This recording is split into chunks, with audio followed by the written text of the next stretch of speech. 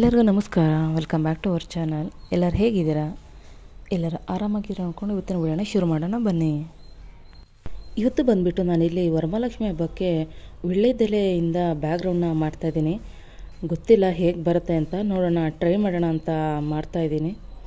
ಅಂದರೆ ವೀಳ್ಯದೆಲೆ ತುಂಬಾ ಜಾಸ್ತಿ ಇತ್ತು, ಹಂಗಾಗಿ ಈ ಒಂದು ಡಿಸೈನ್ನ ಟ್ರೈ ಮಾಡೋಣ ಅಂತ ಮಾಡ್ತಾಯಿದ್ದೀನಿ.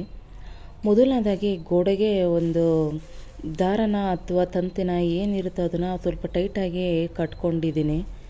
ಅದಾದಮೇಲೆ ಒಂದು ಬಟ್ಟೆನ ನಮಗೆ ಯಾವುದು ನಮಗೆ ಕಂಫರ್ಟಾಗಿರುತ್ತೋ, ಮೀನ್ಸ್ ದೊಡ್ಡದಾಗಿ ಅಥವಾ ಯಾವುದು ನಮಗೆ ಬೇಕೋ ಆ ಬಟ್ಟೆನ ಹಾಕ್ಕೊತಾ ಇದ್ದೀನಿ.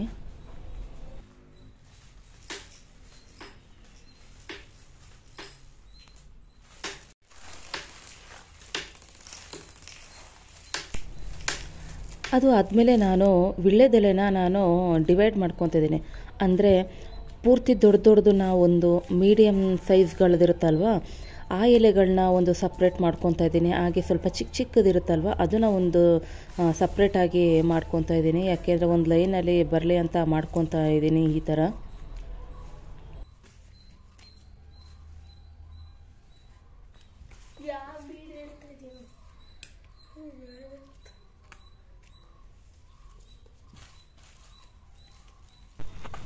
ಈ ಎಲೆ ಬಂದುಬಿಟ್ಟು ನಾನು ಮನೆಯಲ್ಲೇ ಬೆಳೆದಿದ್ದಂಥ ಒಂದು ಎಲೆ, ಹಂಗಾಗಿ ಸ್ವಲ್ಪ ಚೆನ್ನಾಗಿರೋದನ್ನೆಲ್ಲ ಸಪ್ರೇಟ್ ಮಾಡಿಕೊಂಡು ಸ್ವಲ್ಪ ಹಾಳಾಗಿರುತ್ತಲ್ವ ಅದನ್ನು ಕೂಡ ಸ್ವಲ್ಪ ತೆಗೆದು ಹಾಕ್ತಾಯಿದ್ದೀನಿ.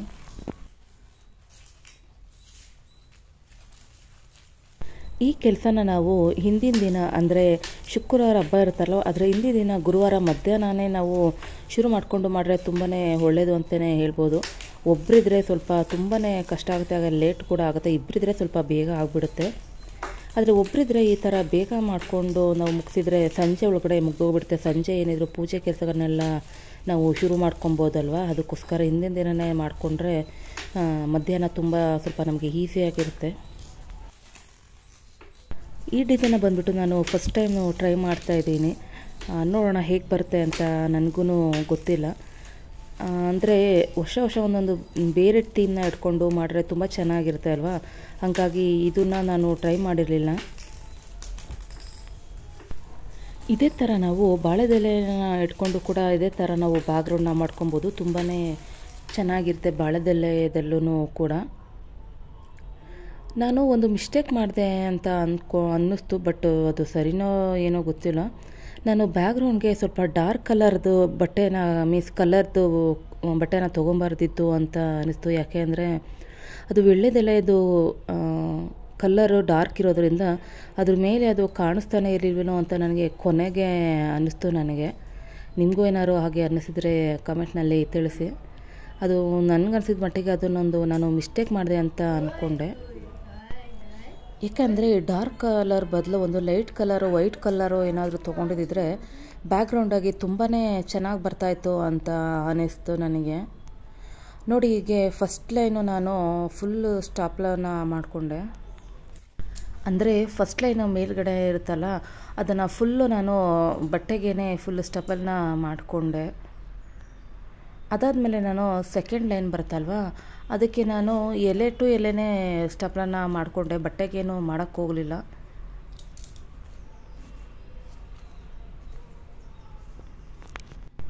ಮೇಲ್ಗಡೆ ಲೈನ್ಗೆ ಪಿನ್ ಮಾಡಿದ್ದೆ ಅಲ್ವಾ, ಅದೇ ಎಲೆಗೆ ಕೂಡ ನೆಕ್ಸ್ಟು ಪಿನ್ನ ಮಾಡ್ತಾ ಹೋದೆ ನಾನು.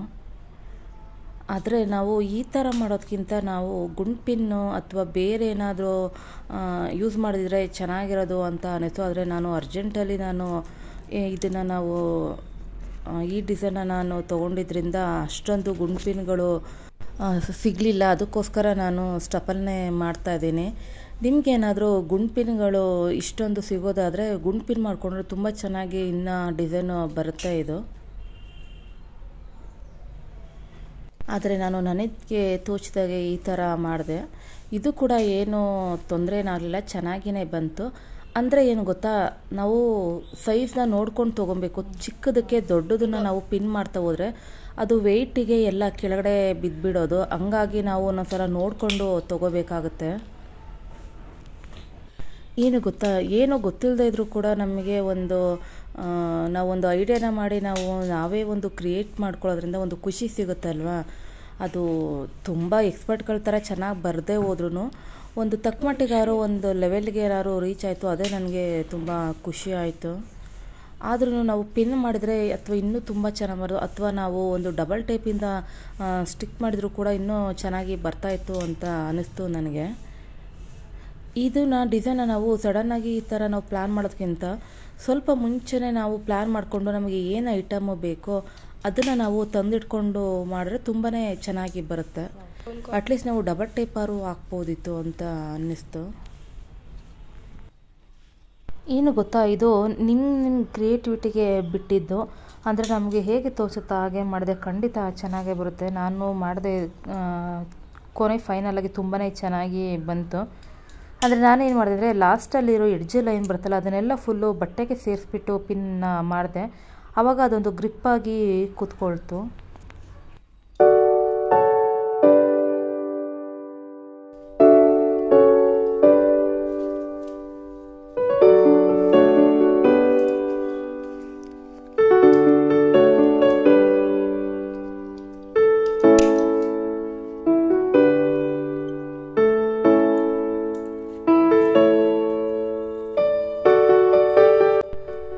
ಕೊನೆಗೆ ನಾನು ಏನಪ್ಪ ಮಾಡಿಕೊಂಡೆ ಅಂದರೆ, ನಾನು ಎಲೆಗಳನ್ನ ಇಲ್ಲೇ ಕೆಳಗಡೆನೇ ಒಂದಕ್ಕೊಂದು ಸ್ಟಬಲ್ನ ಮಾಡ್ಕೊತಾ ಇದ್ದೆ. ಯಾಕೆಂದರೆ ಈಸಿ ಆಗುತ್ತೆ ಅಂತ. ಯಾಕೆಂದರೆ ನನ್ನದು ಸ್ವಲ್ಪ ಟೈಮು ಶಾರ್ಟೇಜ್ ಇತ್ತು, ಹಂಗಾಗಿ ನಾನು ಕೆಳಗಡೆನೇ ಒಂದಕ್ಕೊಂದನ್ನ ಸ್ಪಿನ್ ಕೊತಾ ಇದ್ದೆ.